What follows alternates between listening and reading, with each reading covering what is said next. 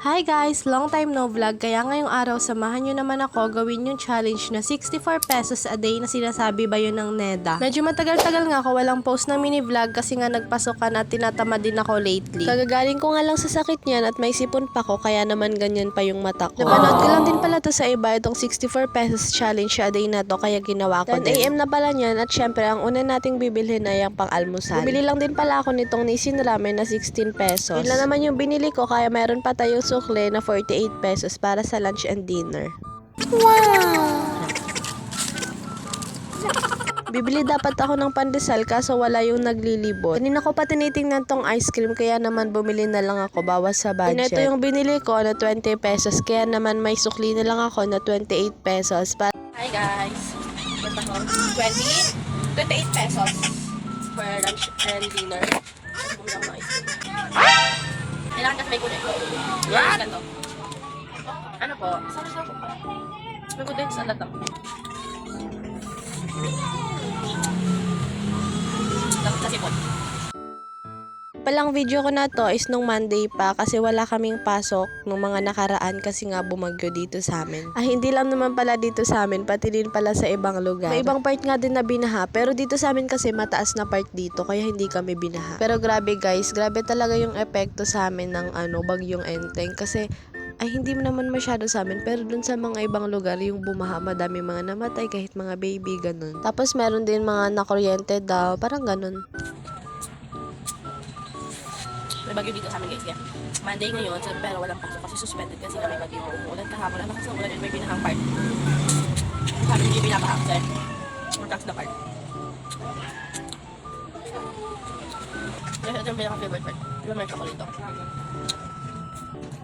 Ito na pala guys yung binili kong ramen, niluto na. Grabe namang sabaw to, parang galing pa sa baha. Sabaw pa ba to? Sabi dapat suspended pa rin kami.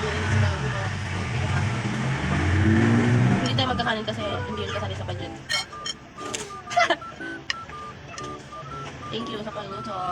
Hindi na pala ako dyan guys nagkanin kasi hindi naman yun kasali sa budget na 64 pesos. To be honest, hindi naman talaga kasya ni 64 pesos a day lang ang budget ng isang tao, Neda, lalo na ngayong panahon. Kaya ayun, hindi ko na pinanindigan tong challenge na to kasi alam ko hindi nga kasya. Yun pala yung kinain ko for lunch, lumpiang gulay, and ito naman yung dinner namin. Hindi talaga kasya na 64 pesos lang. Siguro kinakaya ng Neda. Kung kaya nila, sila na lang, wag na tayo idamay. Paano kung may mga gusto pa tayong bilhin na mga kinikrave natin tapos hindi pala kasali sa budget. Gaya nito, isali ko na din pala tong pumunta kami sa 7-Eleven ng gabi na. Bali, nagkayayaan lang pala kami dyan na mag-ice cream pumunta sa 7-Eleven kaya pumayag din naman. Tama ko nga din pala si tita at yung kapatid ko pa. Dito lang naman yun sa may San Felipe kaya malapit lang naman kaya nakarating din naman kami kaagad. Siguro magna 9 PM na ng mga oras na to. Gabi na pero madami pa ring tao. Siguro nag-crave din sila or nakafeel din sila ng gutom. Medyo nakakahiya mag-vlog dito lalo na kung hindi ka pa sanay or lalo na kung mahihain ka katulad ko.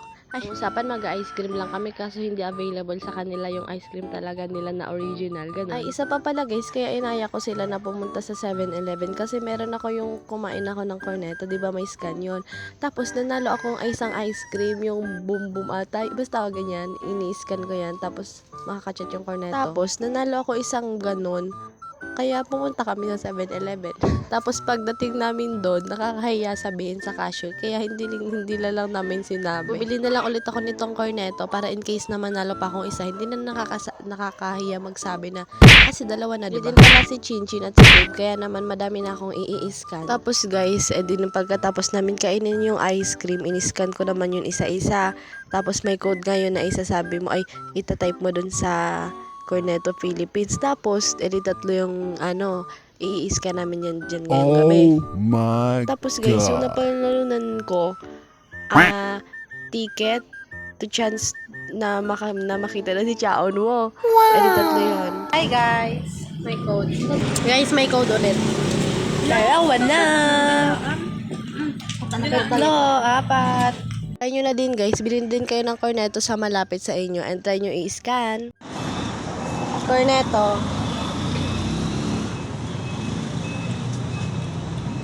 Yun lang guys, hanggang dito na lang. Sana nag-enjoy kayo kahit papano. Guys, uwi na kami guys. Burger. Angel. Kung nakaabot ka dito sa last part, thank you so much for watching. See you on my next mini vlog!